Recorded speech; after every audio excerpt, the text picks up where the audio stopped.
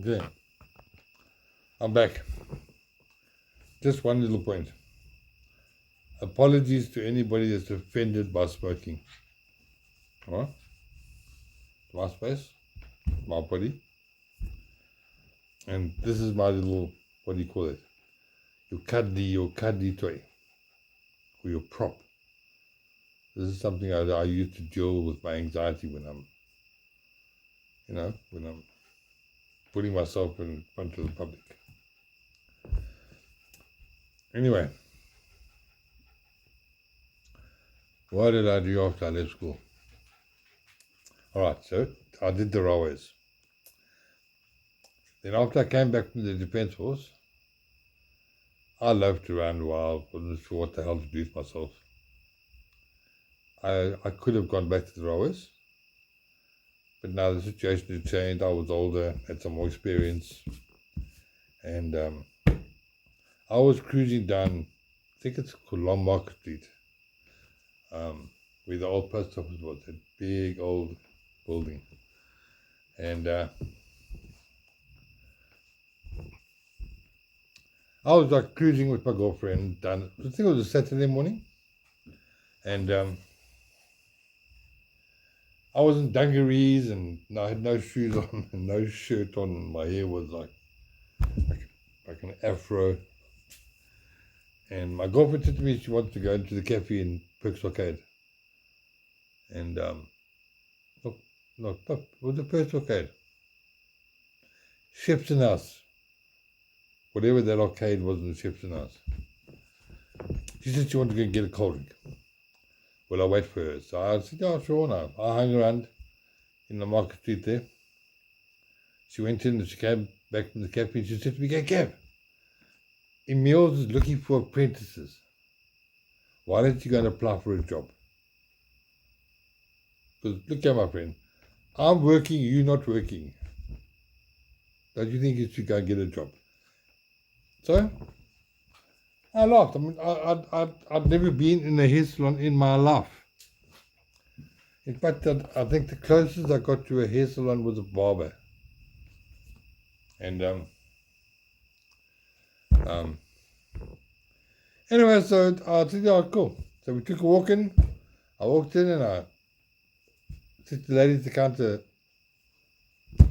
"I need a haircut, please." Anyway, I sat down and Pam came out, the owner of the salon, and she's a very friendly lady, and she said to me, "That mop needs some attention. Come." They took me to the shampoo bay, shampooed me. Hey, that was cool, eh? First time ever, I lay back and lekker shampoo and all that. Had a good haircut. And lo and behold, I walked out there with a job. Which I think I started the Monday morning. And I hairdressed for roughly about 10 years, 12 years. I worked in the mills for about 8.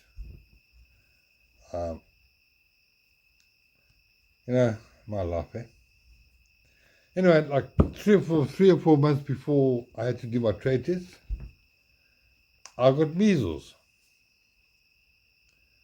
At about the age of 21 or whatever that was, I got flipping measles. Anyway, after about a week, I started getting seriously ill and turning yellow. And it turned out that the measles was sort of a precursor to hepatitis. So I landed up with hepatitis. You know, hepatitis is you get isolated and your food is sort of passed through the drawer. And then I've got to eat and then wash my plate and knife and fork and then pass,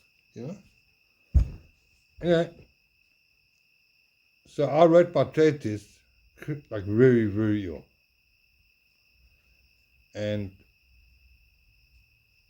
the what do you call the curator, the person who was supervising the trade test said to me that after the trade test, said to me that she understands my situation.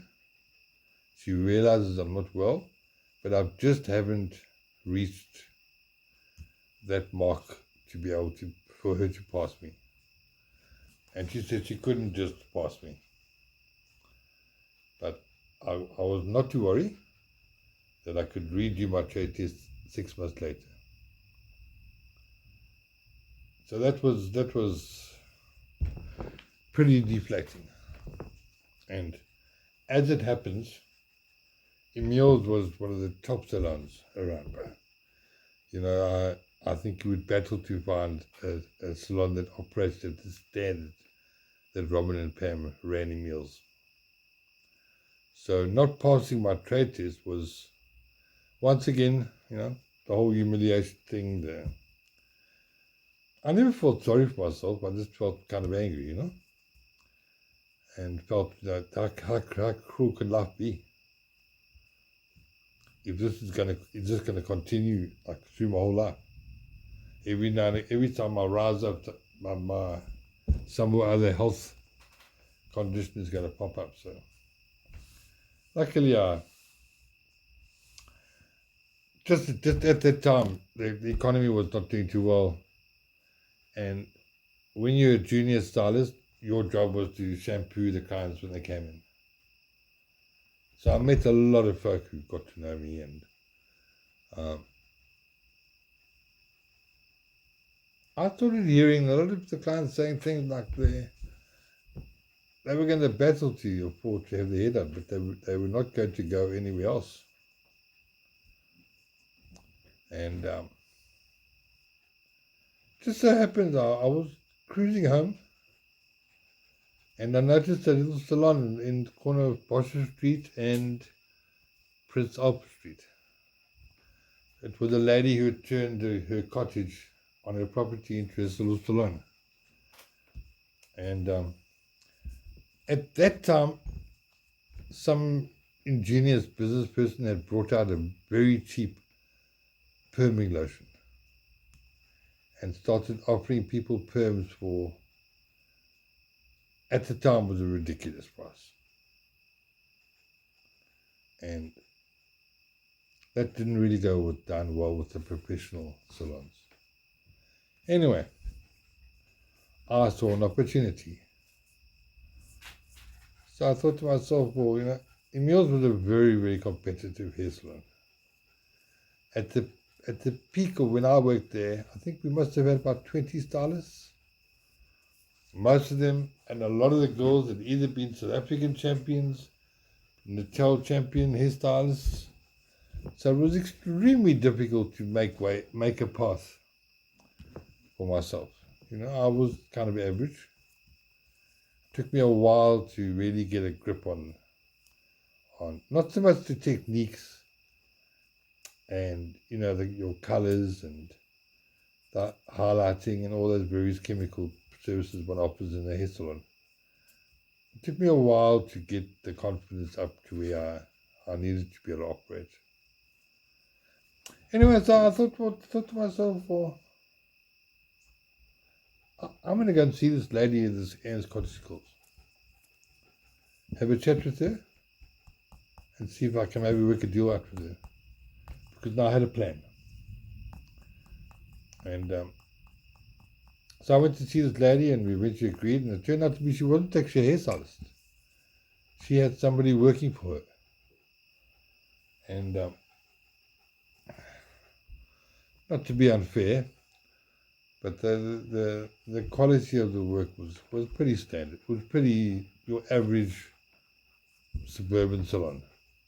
Not quite at the Emil's, well, in fact, way off the Emil standards. Especially when it came to the quality of the products we used and just the way the whole business was run. The constant training, constant updating that we had all the time, you know, gave Emil's definitely an edge.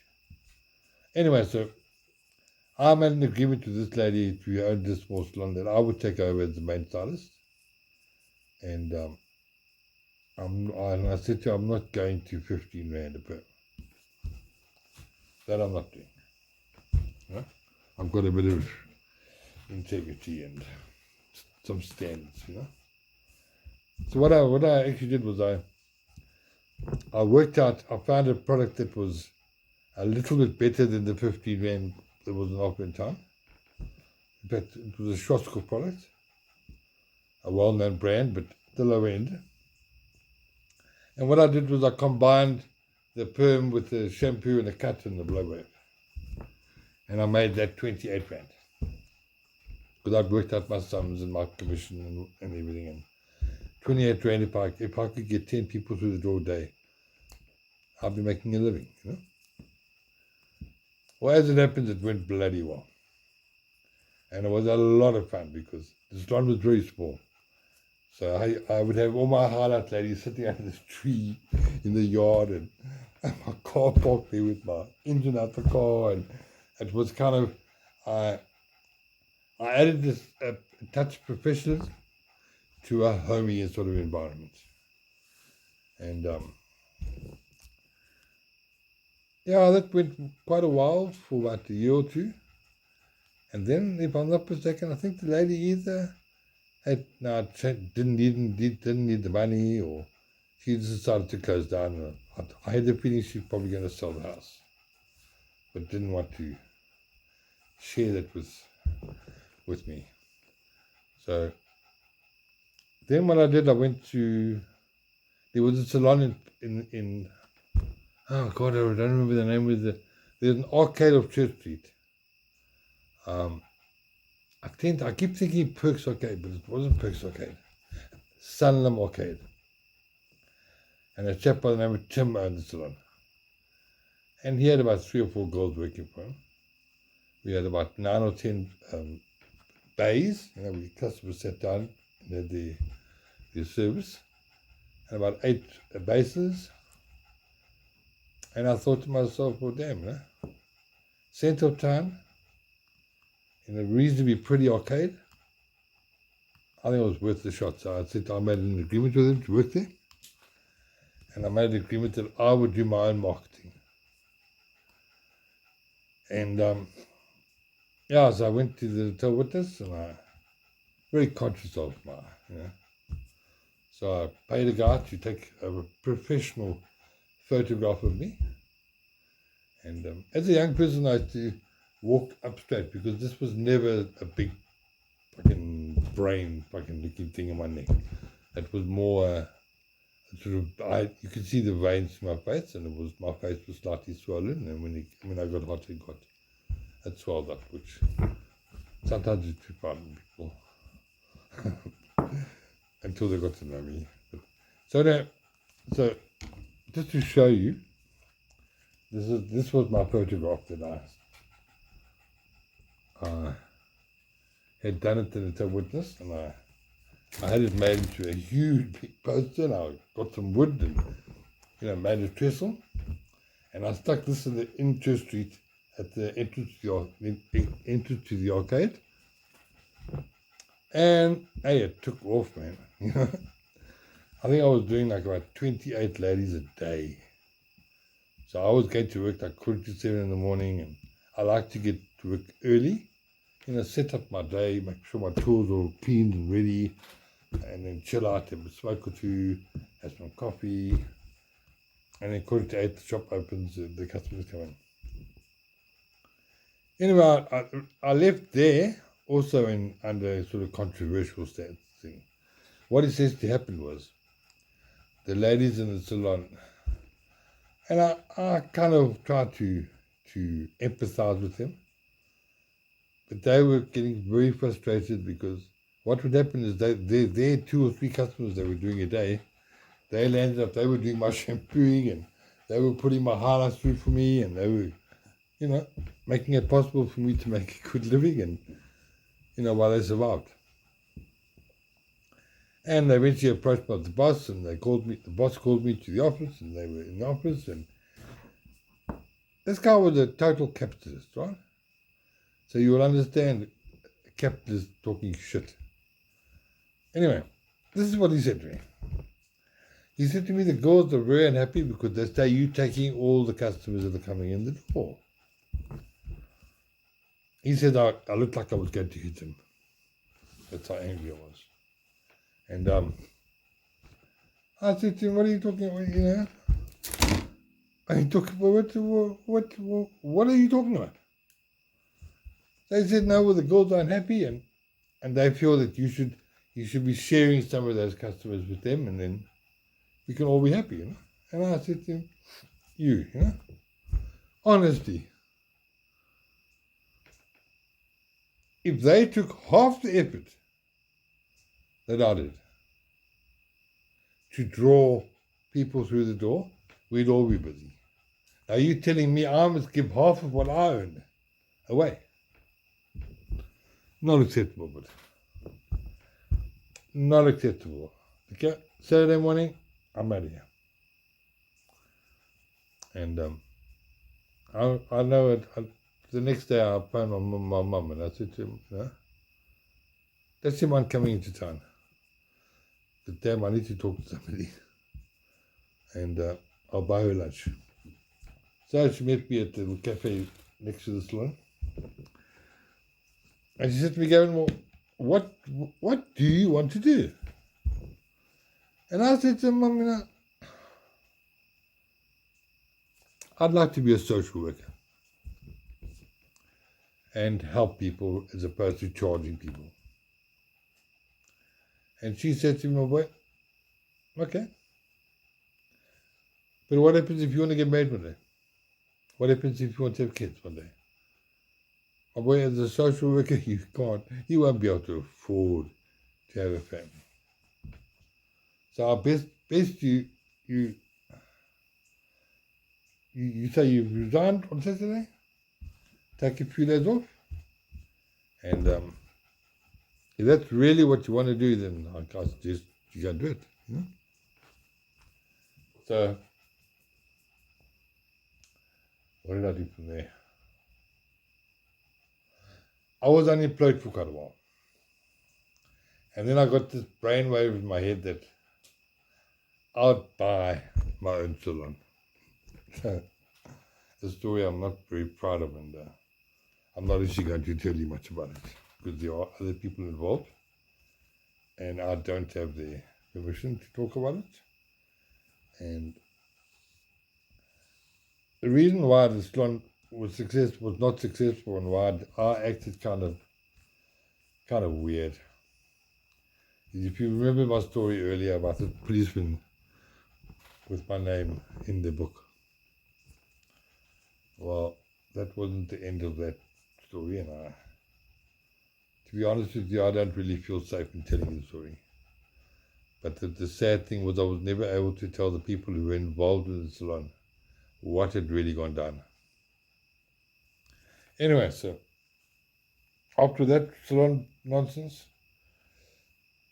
I found an old lady living there near Murchison School who was looking for somebody to rent a room.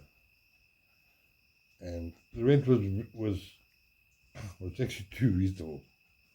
But she did explain to me that she actually just wanted somebody else in the house.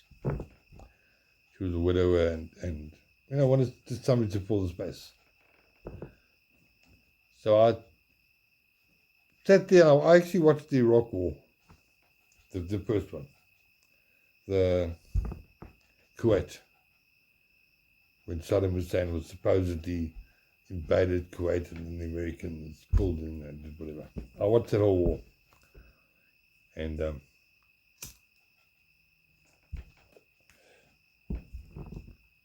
my brother-in-law said to me that in a conversation one day, if I ever want to move to Durban, because he told me that, Maritzburg is like really small. You're not really there's nowhere to go in Maritzburg. And that Durban would be a much better prospect. So if I wanted to move to Durban, I could stay at their place for a while until I got established. So eventually I phoned him up and I said to him, okay, yeah, I'll come to Durban. Can you come fetch me? Anyway, he collected me. I stayed with my sister and brother-in-law for a while. I worked in the salon in Pinetown and one in not Hillcrest, not Cliff, Highway.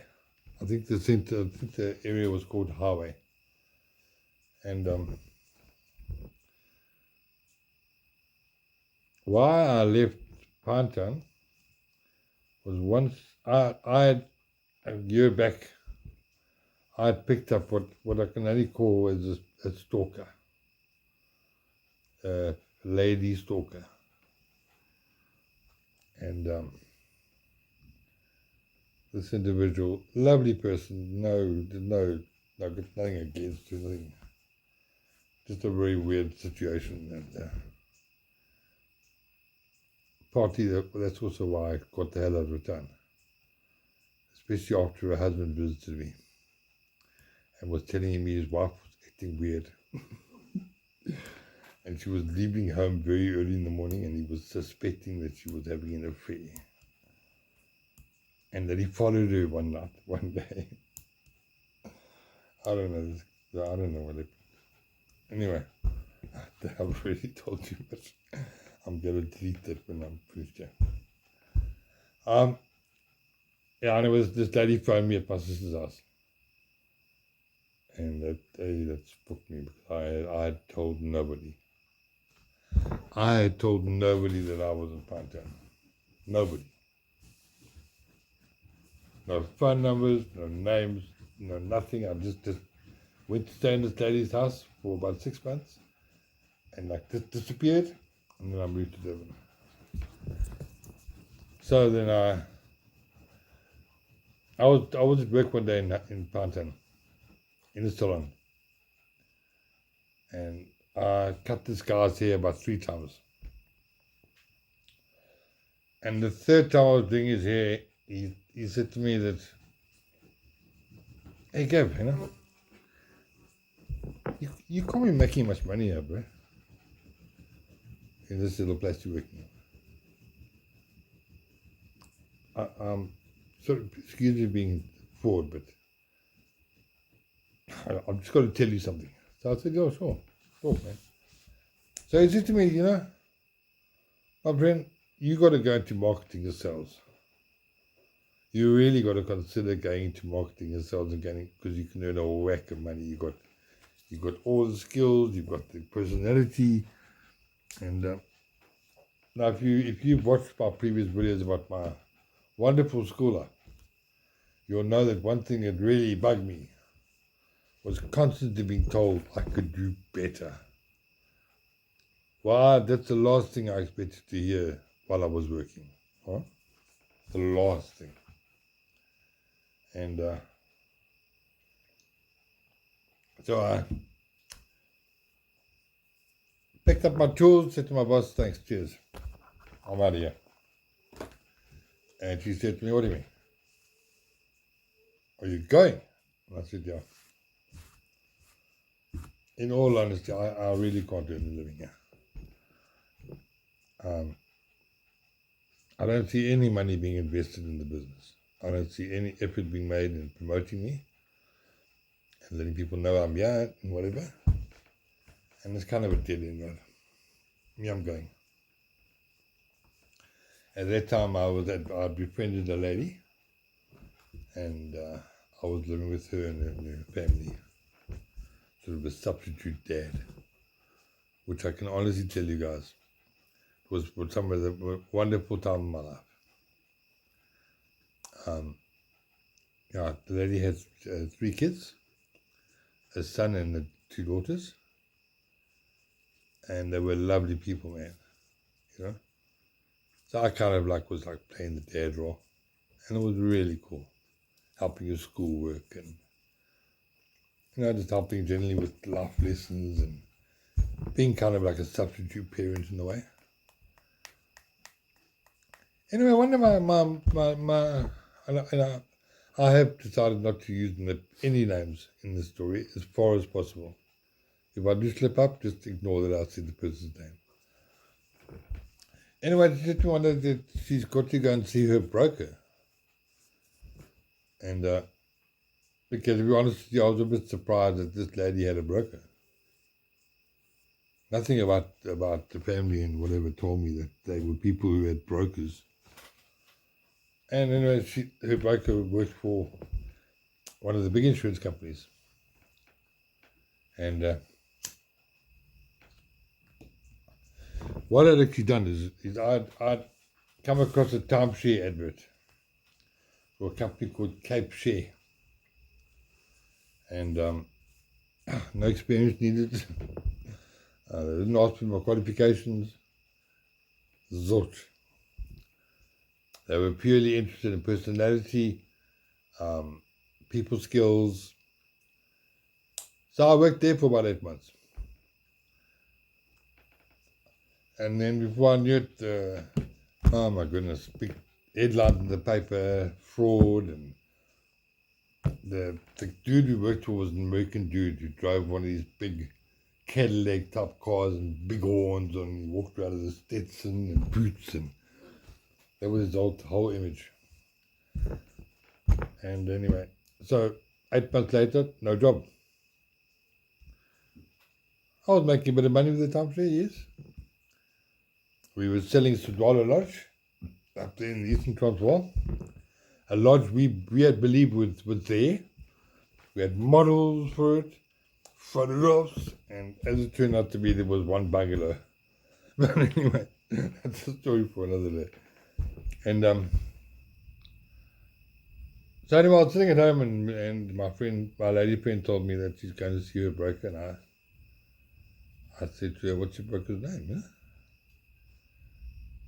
And I just, on the offhand, said to her, "That's when I asked him if there's any jobs at this insurance company.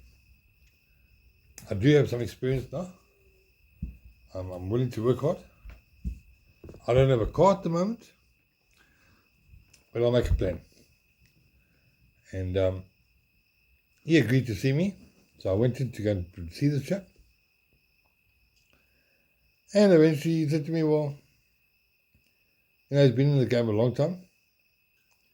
He's got a hang of a lot of customers, but he battles to keep up, with sort of the people that originally had signed up with him. He was battling to keep up with all. Would I be happy to work as his sub?" And then what he would do is I would then contact all his old customers and find out if they were happy with their policies and if they were interested in any new policies or perhaps changes. So I was there quite a while, about nearly a year as well. And I learned to span. And eventually I thought to myself, when I found out that the guys who worked there actually got it like a retainer. And assistance in their if you rented. So I went to found the regional manager, and I went to go and see him and said to him, "I'd like you to join your crew. This is who I am. This is the work I'm doing. This is the guy who I'm working for." And he didn't turn me down, but he kept saying to me, "We don't have a position." So being the person I am, every morning from that day I was in his office. So when he walked in and said, "Good morning, Chief Secretary," when the next thing turns over, I'd be sitting there.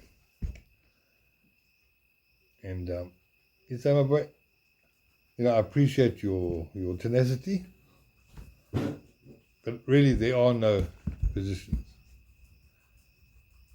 So I kept doing it because it was part of the strategy I'd figured out. Anyway, the Saturday morning I woke up and I thought to myself, "I wonder if he works on Saturday?" Because I had nothing really to do with the main core of the company. Well, that office in Pinetown. And Saturday morning I arrived at his office and I noticed there was no secretary.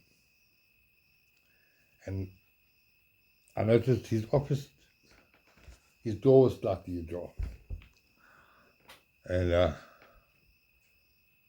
thought, "But let me have a look inside this guy's office, So I opened the door and I checked around, and the first thing I saw on the wall was his whole wall was plastered with Eastern Cape rugby.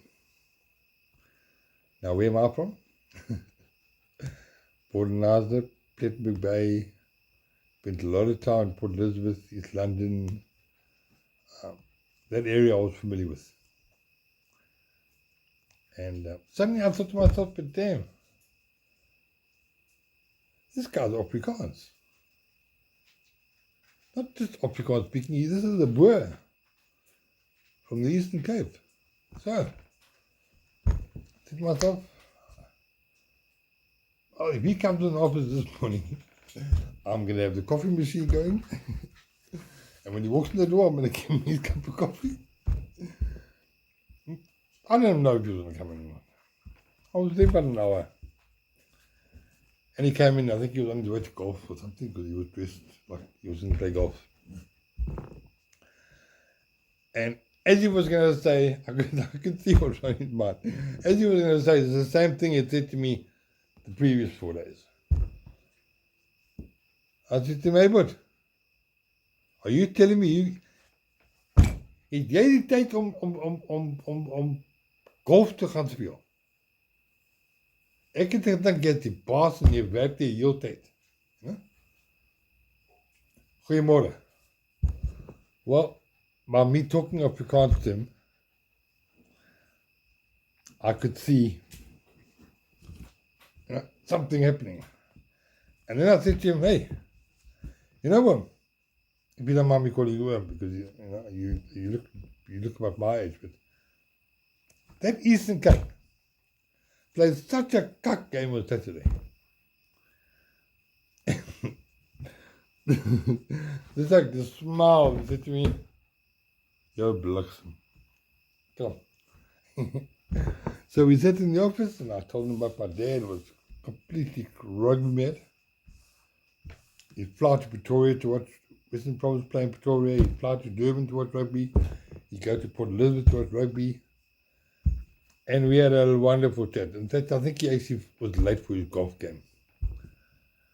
Anyway, this is how it ended. He said to me, Monday morning, go to HR, get the forms, fill them in, and I'll employ you. Now, you guys might think it's a bit strange. But at that moment, I thought to myself, well, damn it, if I've got to bullshit this guy to get the job, it's not a job I want, man. That doesn't fit my character, doesn't fit my personality. And so now I left Summit. Oh, not erase it. So I left the company. I left, told the phone the guy and told him I bought myself a bakkie in the meantime, little yellow Fiat, which sadly was stolen 3 times. And eventually it got stolen the 4th time, and then I lost it. Bright yellow, mag wheels, really like I suppose you'd say a cute little car. So I didn't feel good staying with my lady friend, considering now I didn't have an income. So I moved back to my sister's place. And I decided that I was going to make my way towards Mshlanga Rocks. It was sort of middle of the year, and I thought to myself, if I can get to Mshlanga Rocks in December, work in one of those salons in the holiday resorts, I should be able to make enough cash to give myself like a little bit of space while I, it's so fidgety, by the way. Please excuse my fidgetiness. There's moments I'm able to stay still, and there's times where I'm terribly fidgety, so please forgive me for that. It's just latent energy, looking for somewhere to go. So, a new shopping centre opened in Riverside, and I thought to myself, well, cool, that's halfway to Mshlanga. That's how I think. So I went and worked at that salon. And my bakkie, the 3rd time my bakkie had been stolen, the guy had crashed it. So he it crashed the steering mechanism. So I drove to work the one day, and I just didn't feel cool. Car, like. So luckily my brother-in-law was happy to take me to work. Pretty far out from New Germany where I was living. And I was at work about a week.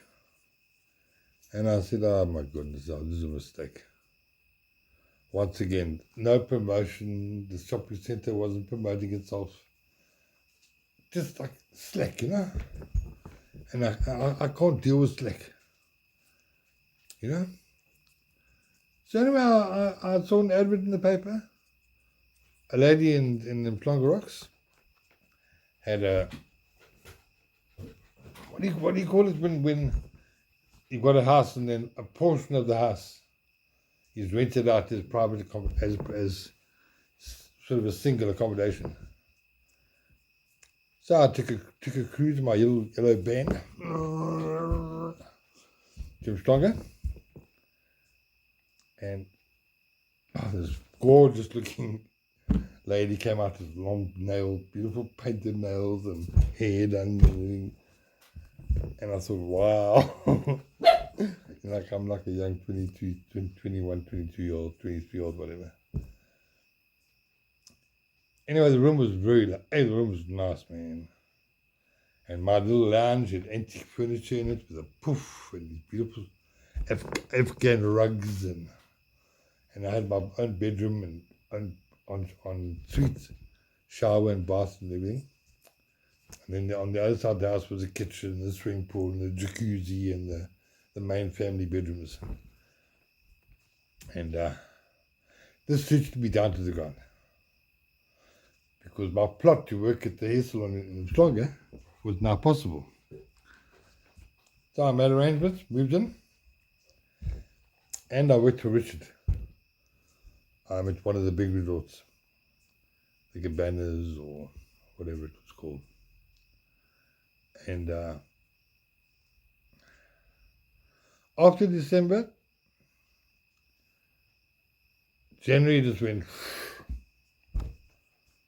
The only customers that came in were the regulars from Mhlanga, who now obviously went to the south.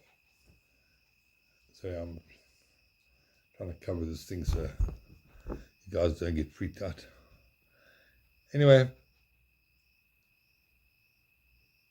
one morning I woke up and there was a commotion in the yard, man. And I can't tell you exactly what happened because I would break. I'll be talking about someone that I really haven't got permission to talk about. But anyway, there was a major commotion, and the guys, she had a garden service. A very, very successful garden service. And the incident caused a situation where the boys said to her, came and knocked on my door and said to me, please, can I drive them today? The madam, they're not feeling safe. The madam can't manage. Can I please take them on their... I'd already told Richard that I'm leaving the salon. Anyway, how it panned out was I landed, that became a full-time job. And what I actually did was I said to the lady that I wasn't looking for a salary. I'll be happy with a bit of pocket money, and I would help her in her business in exchange for my accommodation and the same access I have before. That's access to the pool, access to the kitchen, and if I needed the vehicle, I could use it. Well, guys, that was the happiest time of my life. I had 3 guys, a 3-litre V6 Ford Bucky trailer, and what we did that a lot of garden services at the time didn't do was we took away our mess. So we used to have these big railway bags, I think they're container bags or railway bags. and we would pile this bucky 5 meters, 4 meters in the air. And my deal with the guys was I changed things. What I said to my guys was, if you agree to start work at when you get to work, I would give you guys a breakfast and a proper breakfast, right? It's a nice big slab of bread, some bologna, a fried egg, whatever. And if you guys agreed to eat your breakfast in between jobs, we would end work every day at 4 o'clock. They had told me that when I chatted to them, that the only problem they had was if they left work, say 4:30, they were unable to get a taxi. And they both lived, I think, in Kwamashu on the other side. So that was my deal. So often I would be running behind with a brush cutter just to make sure that 4 o'clock we were finished. And I had 1 or 2 events that I'm going to share with you. We were doing this banker's house, and he had a swimming pool with these pebbles around the outside and these huge big French windows. So the guy who job was to use the brush cutter around the pool that day, or cut the grass around the pool that day. I had said to him, under no conditions was he to use the brush cutter. All right. And I went back to the vehicle because I needed to look through my diary and I needed to make a few phone calls. And I thought I'd have a bite of my salmi. I took 7 minutes to work. And I was about to dial my first number, and I just heard glass. This silly bugger started up the brush cutter, and as he put it, he suddenly remembered I had said don't use the brush cutter. And while it was still spinning, he put it down, took a stone, and big French window gone. Thank goodness the man was insured. Just pause a second. All right, you can shut up now. Anyway, sometime later, we had a really, really good day. Sorry, pause again. No, anyway, we'd had a really good day, and this particular Friday,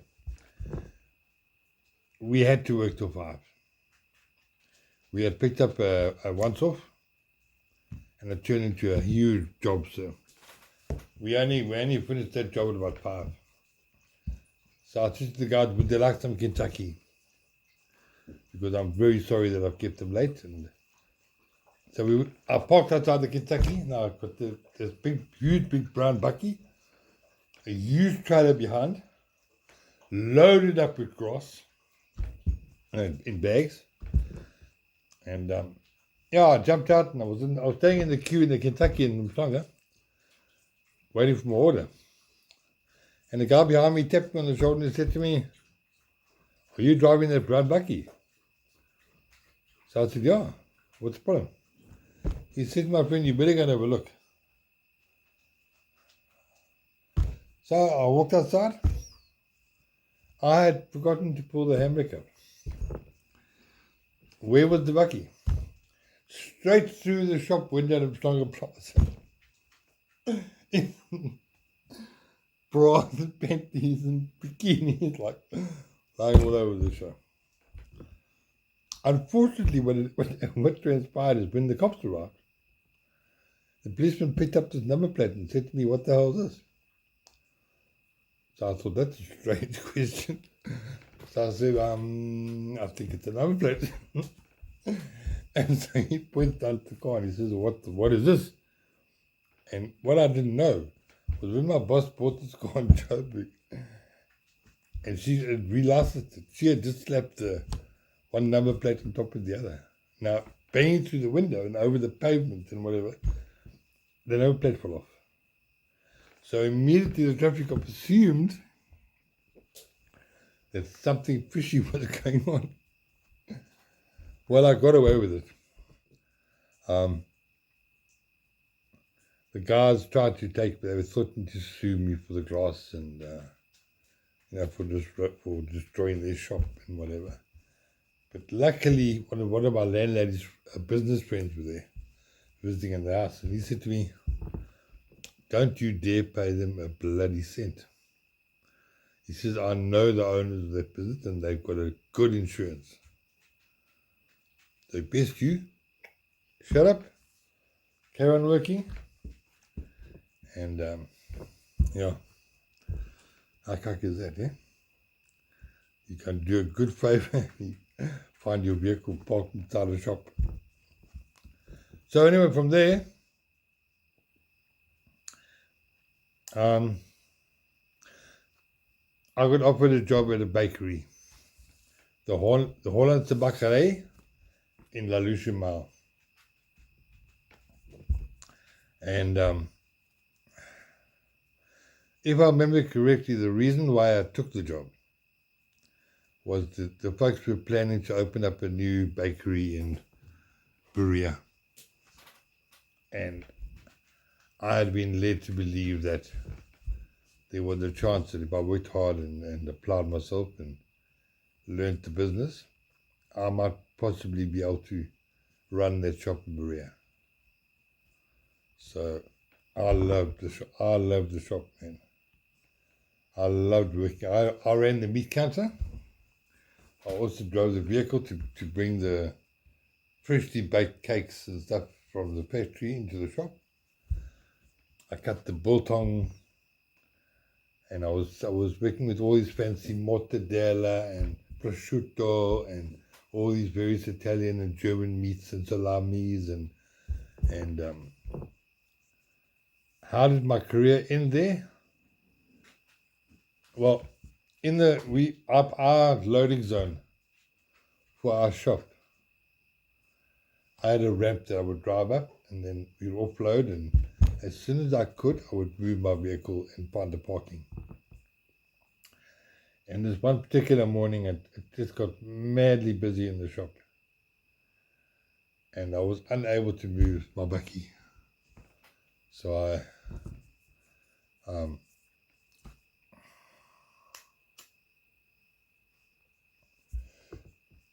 desperately trying to get done what I could do and then to go and move my vehicle. When two ladies came running into the shop, shouting and screaming and saying, Gavin, the man's bashing your car. Well, what had inadvertently happened was somebody had illegally parked between one of the big pillars and my vehicle. I had seen his car there, but I had intent to move my car. It's just as things happen. And he must have got to his vehicle and either a lunatic or perhaps he'd had a fight with his wife or he was mad. And this took his Land Rover and he just smashed up my little Nissan buggy. And unfortunately, then an argument ensued with my boss because he refused to phone the police.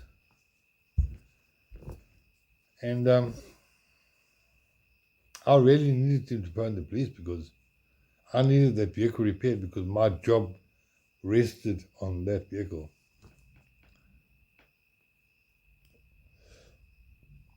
We couldn't find we couldn't make an agreement.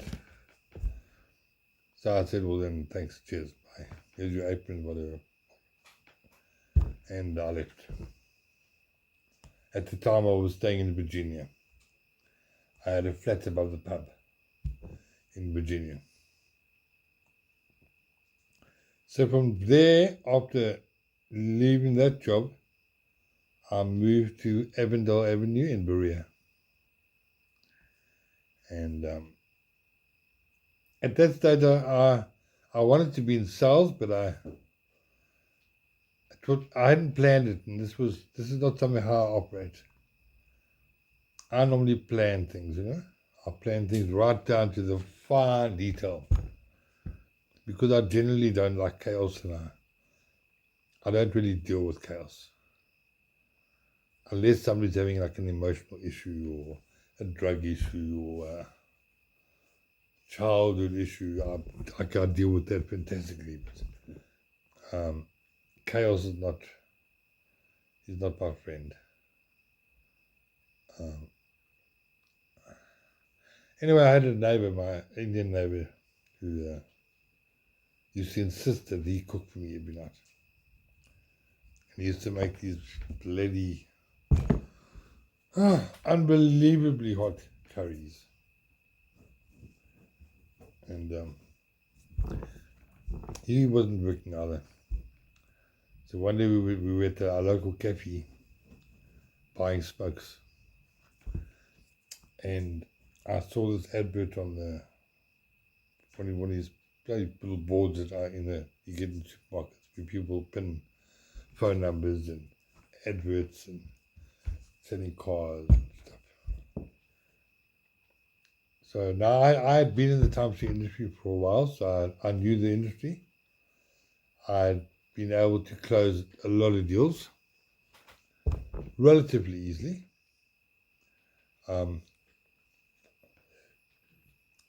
So I was wanting to mess my friend around. So I said to him, have you got a job yet? So he said, no. So I said, are you looking for a job? He said, yeah. His wife's getting quite pissed off with him. So I said, well, I think today I'm going to have a job by tonight. And he said, rubbish. Rubbish. How can you get a job? So I said to him, you see this phone number? I'm going to phone this guy and I'll have a job by tonight. So I bumped some money, some change from somebody. Phoned up this timeshare company who was looking for consultants in the beachfront. And yeah, I got the job. But now I had nowhere to stay in Durban. So, we in the office we wore tie and suit, well, not a suit, but we wore like white shirts and a tie, and we dressed smartly, Well, I got the job, and then the end of the day came, and I realized I had nowhere to stay. So I slept on the beachfront, and I first tried sleeping in the toilets, but I'd been warned that in the early hours of the morning, people would come and they would reach under the door and they'd steal your shoes and whatever they could get their hands on. So the first night I sort of put the toilet seat down and I was sleeping against the wall like that, and my feet against the wall, yeah. And I don't know if anybody ever noticed, but the only smart shoes I realized I had, or newish shoes, was a pair of Caterpillar boots. And so I'd taken them off and I tied the laces together. And lo and behold, about 1 o'clock, 2 o'clock in the morning, there came these torties banging on the door and reaching under the door. So, pretty scary, yeah? Pretty bloody scary, man. Now I've got to make a decision. What am I going to do? So, I took my Caterpillar boots and I held them on the laces. I waited till the guy's ankles were by the door there and I swung those boots, man. Wah! And I saw him drop onto his bum. I opened the door and I just whacked him with the boot and I said, don't, with me. But I'm not in the mood. And this is not by choice that I'm sleeping here. Well, I was sleeping on the beachfront for about 3 or 4 nights. In the morning, I get up about 5 in the morning and I take my shirt and then wash my shirt under the shower and lay it in the grass. And those are the wool boxes, so I was able to take my work pants, wash them, wash the socks, lay them out, and then I'll chill out the beachfront till about 8. By 8, my clothes were dry. I had a little technique of folding my white shirt so that I would take out the creases and then unfold it. So I went to work every day. And I think it was the 5th day my boss said to me, Gavin, here's a spare key for the office. You make up your own mind, but if you've got nowhere to sleep tonight, you can sleep in the office. So that was a relief.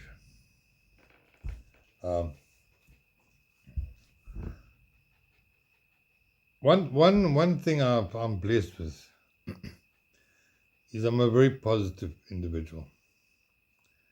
And I don't really let things get me down or take me off my track. That path I set is the one I walk. Just something I've been blessed with. One of the few things I think I've been blessed with. Anyway, eventually I met some people who said that they were renting a house in Rockdale Avenue in Westville, and I was welcome to come stay at their place. And that this guy said his wife was going to be working for the same company I was, so I could catch a lift with them home. But in the mornings I wanted to find my own way to town. So that sort of worked out. Quite a bitch trying to get home in the evening. I mean, I remember sitting under the Tollgate Bridge, raining, and feeling like really down and really upset, you know. So I just curled up in the flower bed and that's where I slept tonight. In the morning I was able to, some weird dude, I was just talking, some really weird dude picked me up. And one of the first things he said to me was, he was led to pick me up. And am I a believer? So I said to him, well, you know, self-confidence is the make or break of any person's life. And he said to me, that's not what I mean. I mean, are you a Christian? And I said to him, I tried that gig and it didn't work out for me. So he said to me, well, he's got a message for me. And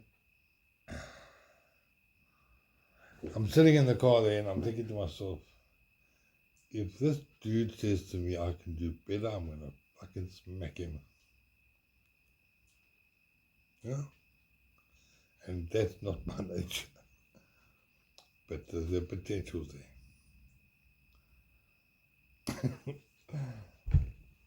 Lo and behold, this guy says to me, you know, my boy, God told me to tell you, you're on the right path, but you're in the wrong company. And I guess I didn't smack him, because it would have been stupid smacking somebody while they're driving on the freeway, the toll gate, which you haven't done to do. And I said to him, thank you very much. I'll accept that with the spirit that was given. And I said, my negative answer to your question about Christianity is that was my honest answer. But I do believe there's a greater entity, because something made us all. Something created the heavens, something created the earth. What that is, I have not yet come to any decision as to what I believe and what I don't believe. And anyway, things improved for me quite a bit. I started doing good sales. And in the timeshare company that I worked for, if you were proven to be a closer in the office, then you got the opportunity to go on a roadshow, which I ended up doing for about 5 years. I was very fortunate to sometimes be the top guy, or after a week of traveling all over the country, being the only guy to come in with business. Got the top salesman award, and yeah, that was lucky, yeah. I didn't like the ethics of the timeshare industry at all. I understood the purpose of the sales pitch. I understood it was designed in such a way as to be able to close a deal at the time that you, in that evening. So if you were with your customers for 2 hours, the pitch was designed to reach a closing point by an hour and a half, and allow you time to either get a deal or not. And if you got a deal, you had like half an hour to do your paperwork and do your billing and whatever you had to do. I got a lot of criticism from the other chaps I worked for. Something similar to the salon where I worked, where they just didn't like the fact that I closed a lot of deals. Sometimes 2 or 3 on a night. And on more than one occasion, the people who I dealt with phoned family, and the family came in, and they also joined the holiday club. It was the holiday club I was working for at that stage. And I had a lacquer boss, man. It was so nice to have a boss that when we went on a roadshow, the roadshow we'd go to the Eastern Cape, we'd go to the Northern Transvaal, we went to the Eastern Transvaal, and what we now call Mpumalanga, the Northwest Province. We went all over the show. And this guy would be in the combi with us, he'd eat the same food as us, he'd sleep in the same shitty accommodation sometimes we had to sleep in. And that was it was great. And yet he retained his, the boss. And somewhere along the line, either myself or one of my 3 musketeers, 2 older guys that I hung out with, we came across a product which fascinated me to no end. What the product involved was, this company had created cleaning products that one could use to clean fat, oil, any hydrocarbons and organic matter. But what it actually did was, it was natural occurring microorganisms. And how the microorganisms worked is, if you got a complex fat molecule, this product using a naturally sourced microorganism, and this organism would literally cut that oil molecule in half. And by doing that oil or fat or grease, whatever it was, then became water soluble. and biodegradable. So 3 of us, together with my boss at that time, came up with a name of the company. Came up with a name for the company. My boss registered the company. And we then brought out the biochemists who owned the company, or in partnership. And I then left the timeshare industry and I got involved in. The company was called EcoSol. And the product we were utilizing was called Symbio. And the whole idea of wanting to introduce this product into the country was from an environmental perspective. That was now, oh goodness, that was in the 1990s somewhere. And what we essentially were doing was introducing a completely new concept in the treatment of oil pollution into the country. And we worked at Richards Bay Minerals, we went to the harbours, we worked with the holiday resorts in Umhlanga Rocks, demonstrating this product. Because what happened in Umhlanga Rocks was all those timeshare resorts and holiday resorts, they were all using a single drain pipe. And the problem that they were experiencing was the fat was building up in these pipes so quickly that they were blocked virtually every second or third week. And in holiday seasons, it was a nightmare. So we had hired cameras to go down the pipes, and we were essentially just introducing the product. We weren't expecting to sell anything. We had a budget. We were running on. We had finances to carry the company and to pay the three of us guys retainers. So essentially what we were doing was the groundwork, which turned out to be rather difficult because people were not yet sensitized to the effects of pollution, the effects of oil and fats and hydrocarbons, polluting the soil, polluting the water, polluting the concrete surfaces, whether it was workshops, factories, pipelines. And at some point I said to myself, well, I'd like to go to Joburg.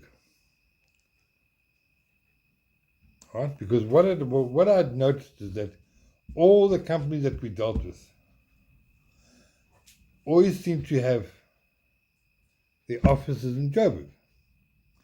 So the way it works is that the decision makers were in Johannesburg. So as much as you approached your middle manager, your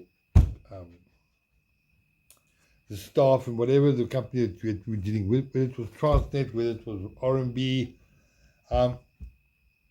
it really got me that the people I was talking to had to refer to somebody else. And quite frankly, guys, that to me was just a waste of time and was not productive. You know? We had an exciting product. To give you an example, I went up to Centurion and I managed to talk to the workshop manager at the municipality to allow me to demonstrate just cleaning up a square meter of his workshop floor. And he did warn me that floor had been there since 1940, a bit later than that. And how this worked, we carried these samples around in a 1 liter bottle, specialized bottle with later on your nurseries started utilizing the same bottles. I had a feeling that they copied us, but that's beside the point. That happens. And yeah, so this liter bottle was extremely concentrated. So how I would demonstrate this, I would bring my spray bottle, a clean, brand new clean spray bottle, and I'd ask one of the guys in the workshop to put some water in the bottle for me. And then I would put a drop of my product. Something like those Sunlight adverts where you see you only use a teaspoonful. Well, I was doing that